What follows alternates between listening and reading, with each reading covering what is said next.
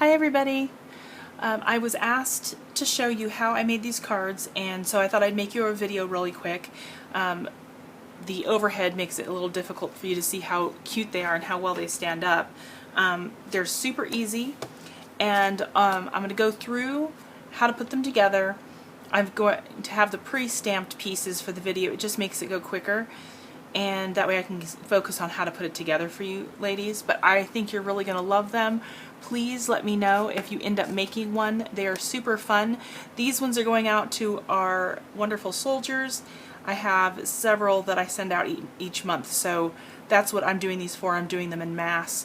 So I've already started doing my stamping for several of them at once. But stay tuned for the video and enjoy. Please let me know if you make some yourself. Bye! We're going to, first I'm just going to show you how to cut everything, just so you know. And let me get out my cutter here. Totally simple. This is just an 8.5 by 11 sheet of cardstock, and we're going to cut this at 3 3/4 of an inch along the long side. So 3 3/4. So you've got one like this, and you're going to do it one more time. 3 3/4. Okay. And then you're going to have this extra piece, but you're not going to get rid of it. So we're going to put that off to the side. And you're going to cut these two pieces that are 3 3/4 wide into squares that are also 3 3/4. So you'll get 2 squares per strip here. 3 3/4. Whoops, I have such a shaky hand. Okay, so that one strip gives you 2 squares that are 3 3/4 by 3 3/4, and then you're going to get this. Do not throw this away. We're going to keep this and we're going to use it. Now you're going to cut 2 more squares that are 3 3/4. And whoops, there we go. One more square. And 3 3/4. Okay, so now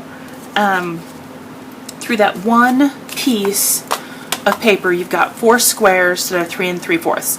To make one card you only need 3 of these squares, but if you're going to do them in mass like I'm doing them, you know, you just have one more piece, which is wonderful. Then you should have 2 of these end pieces. You're going to keep these as well. And then you have this leftover piece, and this leftover piece is, it ended up being, I think it should be 3.5, right? Yes. So it's 3.5, and you're going to go ahead and cut it in a square of, so you're going to do 3.5 here as well. And you should be able to get 2 3.5-inch squares out of this. And again, you're only going to need actually a piece of this, but if you're going to do multiples, it's great because now you have 2 of them. This is the only piece of waste on this project, which I absolutely love. And then I don't waste it, I put it in my scraps. So, and then you're going to take the 3.5-inch squares, these 2 3.5-inch squares, and you're going to cut them in half. And I just kind of line it up on my cutter. I don't even like try to measure or anything, just line it up. And then if you're doing it like this, it's easier to start in the middle. That way you don't get a funky corner. Okay, so you're going to use these triangles, and I will show you what I'm going to use these for in a minute. You don't actually have to have them, but I think it's a great addition. Okay, which was not in the video that I saw, but I came up with this, and I think it's awesome. So we're just going to put these off to the side because you actually don't have to have them, but they're pretty cool. So we'll put these away here. Okay, so you walk away with 2 of these end pieces, and then 4 of these 3 3/4 by 3 3/4 squares. Okay, we're going to use 3 of them to make one card. So I'm going to put that one away.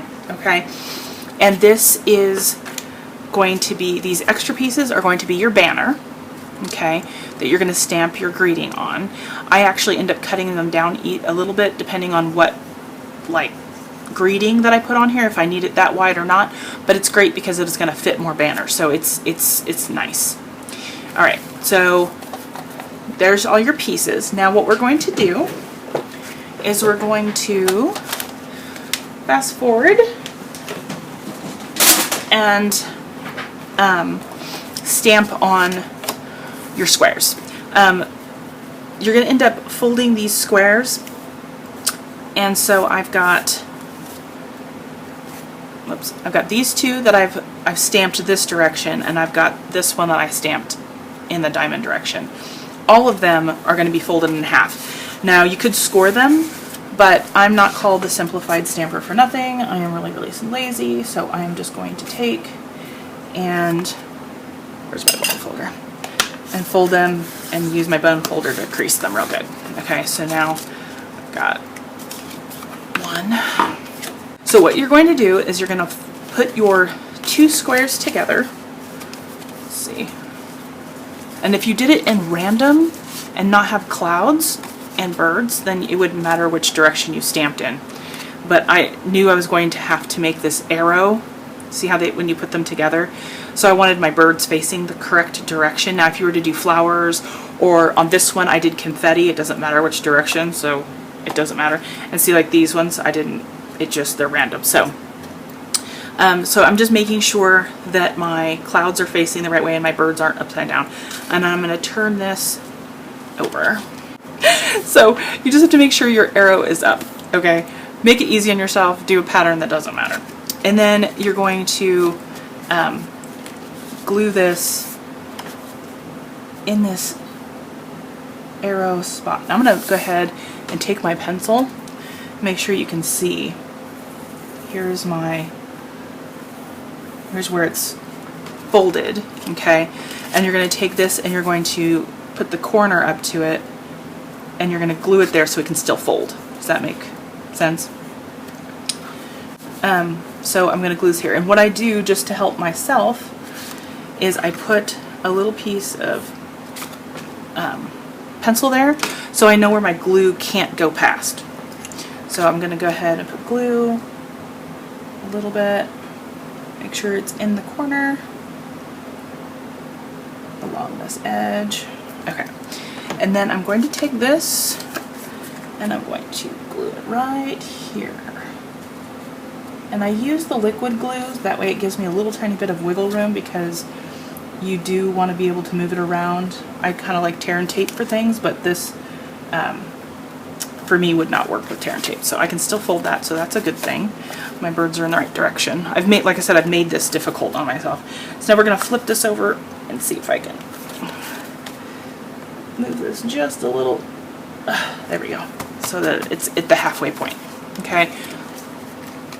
Like that. And then I'm going to take and glue this over here like this. And again, I'm going to take the pencil line and say, don't put your glue past that. And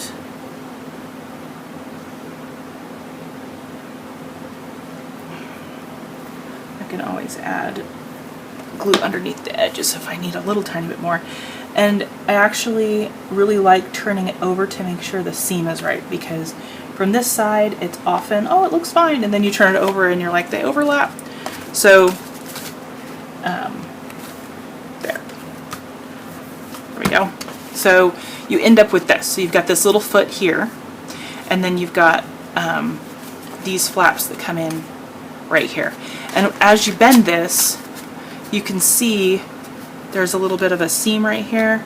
I don't mind, I mean, it's not going to be perfect. It could be, I suppose, if I was going to be that precise, but that's just not who I am. I'm not that, I'm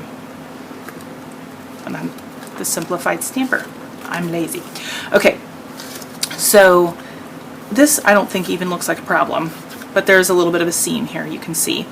If the corners aren't stuck down, you can lift them up and put a tiny dot of glue.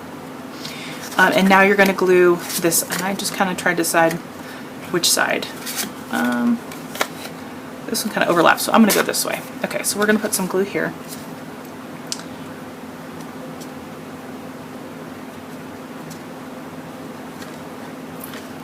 And then I'll probably end up putting some over the corner too. But so there's that.